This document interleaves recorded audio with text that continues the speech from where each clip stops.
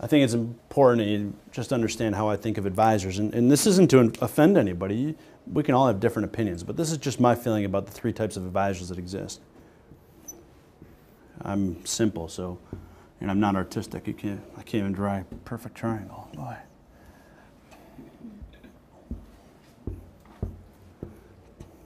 So you have advisors that start with implementation. This is me. This is what I used to be like, all right? You start with implementation. All you care about is getting the application, getting paid, right? Whatever you implement ultimately is what is used to define their objectives and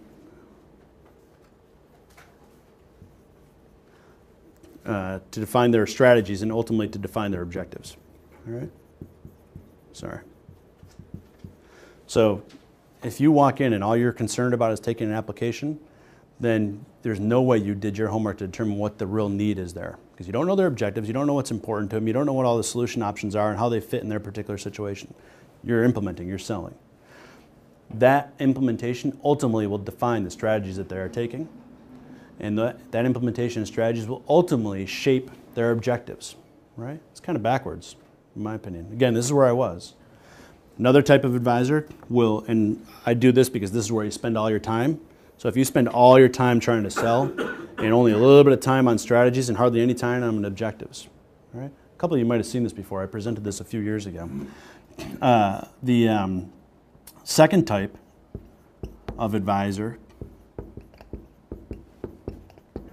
has it all backwards, you know, and I jokingly say this is a little bit of a rocky relationship. This is the advisor who walks in, charges a $200 fee, oops, excuse me, a small fee. You know, maybe 200 or 500 is appropriate for the type of client, but I'm just thinking about a client that I might work with. So let's say they're worth $3 million. If I walk in and charge them $500, they're going to laugh at me, right? They might not laugh, they might hire me, but if I'm charging them $500, there is no way that I can invest the time that I'm investing in them in my process. So what does that mean?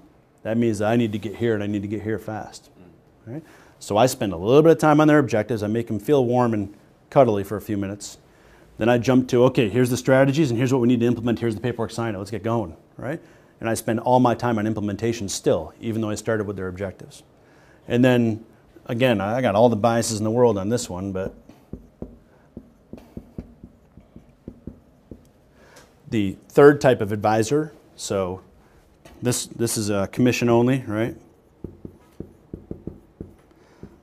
This is fee commission. This is fee only and commission. All right, and I'll explain the difference between these two in a second. If I charge them $5,000, I can afford now to spend a tremendous amount of time on their objectives, what's important to them. Okay? Then, only after we're all on the same page and we're crystal clear on what the objectives are, we can go to strategies. Right? Strategies are, what are all the solutions that are available to you and the pros and cons of those solutions as they relate to you specifically. Right? Once we get through this, we have agreement. The client has decided what they're going to do and not do. Implementation doesn't take any time. I spend very little time, and Candace, Andy can vouch for that, we spend very little time on implementation. As a matter of fact, our implementation meeting, Solutions Activator, is the shortest meeting we have. We're just bringing all the paperwork, clients look at it, say, I'm refinancing the house twice here, sign all this junk. They don't even care about looking at it because we've built the trust and the confidence, and we're only doing what they told us to do. That's the difference between buying and selling to somebody, helping somebody buy and selling to them. All right? So the difference here is a high enough fee, all right, so that whoever engages you is committed and realizes that you're going to make a huge investment in time to get them there. And the difference in fee only versus fee only and commission, there's one, I'm in Syracuse, and there's one fee only advisor in Syracuse that I know of.